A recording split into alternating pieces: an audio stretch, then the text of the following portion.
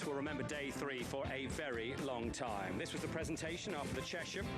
Princess Zara Aga Khan, in charge of that presentation, received the trophy yesterday, giving it away today, Gary Carroll and the Snellen team. Congratulations. There's Holloway Boy going out for the Jersey Stakes.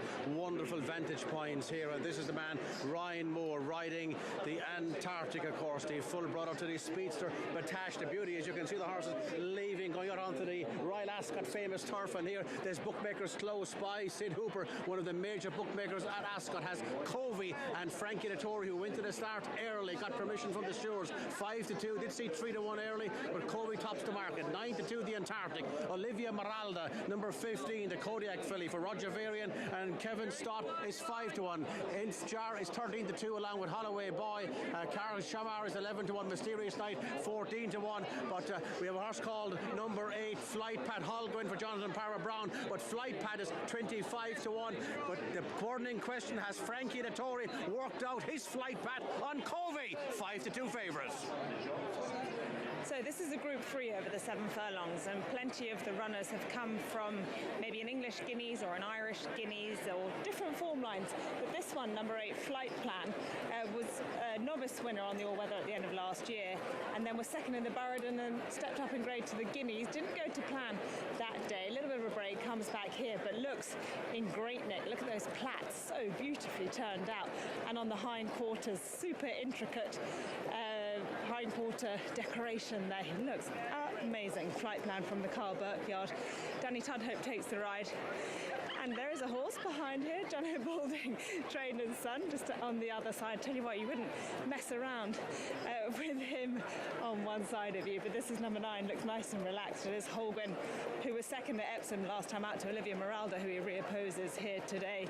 Nice type, plenty of seconds to his name. I don't think that's any fault of his own. He's only won 1 from 8, but he'll be looking to increase that winning strike rate. 11 is a strong individual, nicely put together. It's Karshmar, who was 6th in the Irish Guineas on only his 3rd start, so pitched into deep waters there.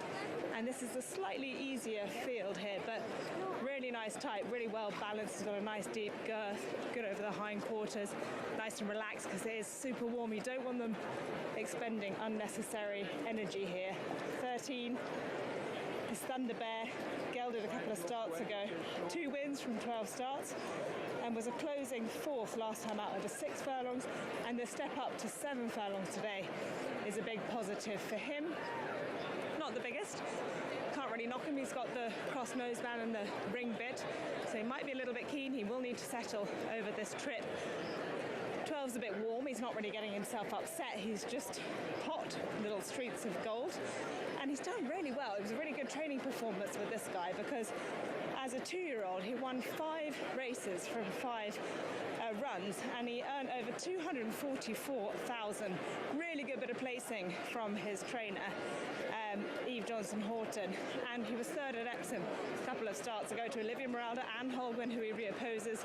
Needs to turn that form around, and you could argue that looking at him, was he just a good 2-year-old? Because he's pretty small, he's quite set, and you say, well, has he got enough scope to develop into a smart 3-year-old when he's meeting bigger, stronger competition? So we'll see how he manages to fare today. Nice big white face on this one, the hood, the lip chain, the cross noseband. Maybe a little bit of a handful, Mysterious Night. He was a Grade 1 winner, I should say, over in the United States last year as a 2-year-old. Came out and finished last in the Craven, then was gelded. So I'm guessing he's not the easiest potentially. Looks an absolute picture. He's got those 4 white socks, he's pretty flashy. He's relatively thick through the middle, so maybe he needs the run. And Charlie Appleby, Team Godolphin, they could really do with a winner on the board this week. He's wearing a tongue tie for the first time as well. 3 is a pretty cool customer. That is the Ace of Kings. Aidan O'Brien trains this one. Wayne Lorden rides. Ryan Moore is on the other one, who will catch up with in a second. 14. He's just grinding his teeth, this one here. He's got the lip chain on to keep him calm. Grinding his teeth, looks hard fit.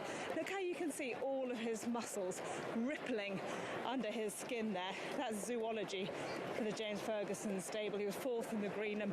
He actually beat Covey the time before that. So if you fancy Covey and you forget the Greenham run, well, it actually wasn't that bad. He's got a chance. Holloway Boy, this one here, won the Chesham, the race we've just seen.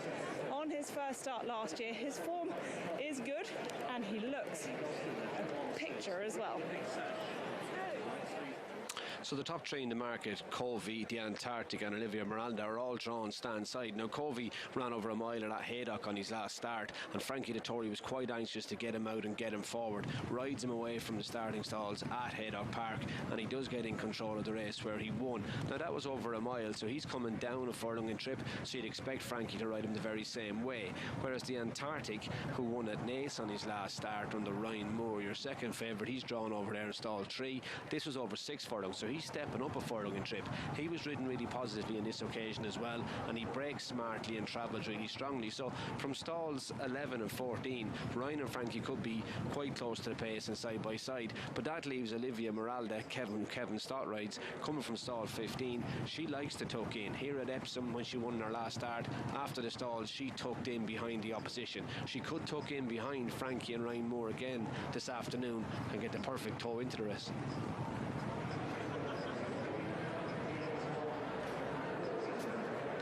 Yeah, just Frankie Dettori. He came down early here on Covey. He came down nice and steady.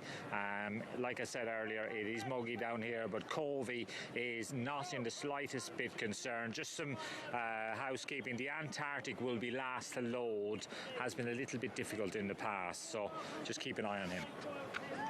So Covey's come the handicap route, Meg. What did you make of him at Haydock? You couldn't be anything but impressed, really. You know, he absolutely bolted up. As Ruby was saying, Frankie was conscious to be really positive out the gates and throughout the race, really. He saw the mile out really well. So the stiff 7, I can imagine he's going to have to be positive, if not even more positive again. Up another £10, but obviously that's no different today because he's in group company. He could be open to loads of improvement, and 100 could end up being an absolute gift in time to come.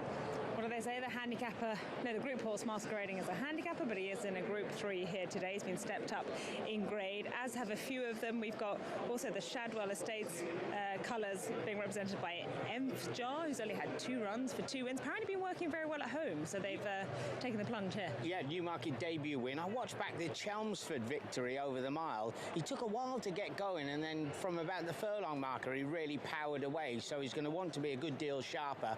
I hope for Carl Burke he has a change of luck, because I've thought they were going to do really well with the juveniles here, but both Holloway Boy and also Flight Plan is a massive price. I think he's a huge each-way runner. Oh, look at this future jockey of the future, giving himself a couple of reminders. See that person one day in the saddle. Late money's come for the Antarctic. There's also been nibbles for Age of Kings, also for Aidan O'Brien on the exchanges. You think the girl might be the boys, though, don't you, Meg? She's got her optimum conditions, Olivia Miralda. She was really impressive at Epsom. She showed a really good turn of foot, and if ever she's going to win again, it could be today.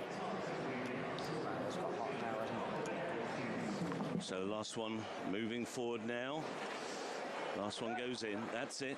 All in.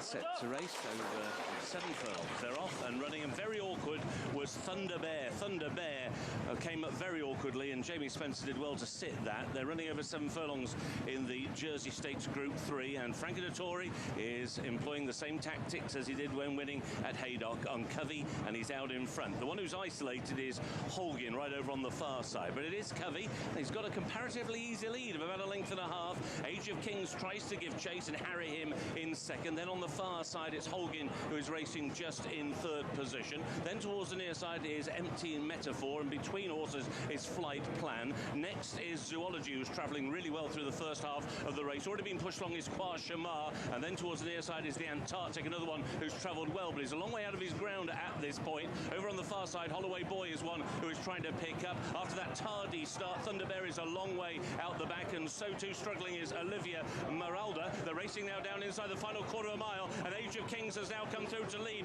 Covey back to 2nd place, staying on his streets of gold.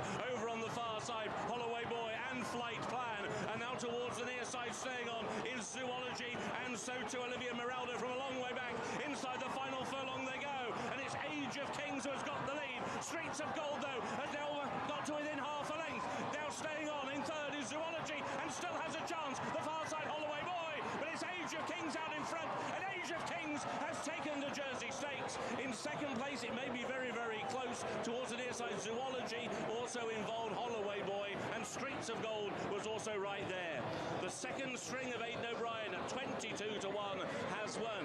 Age of Kings beat Zoology, travelled like a dream, but just never quite got there. Very close third between the checks of Streets of Gold. He does get the head bob for third. Holloway Boy in fourth. Another one who came from a long way back, Olivia Meralda, in fifth place, followed home by Holguin, who was running isolated. Then the light blue cap belonged to Thunder Bear, the horse who almost went sideways at the break. It's win number 4 in the race for Aidan O'Brien, and it is now the scores for the week for the trainers. The Gosdens for O'Brien, 4.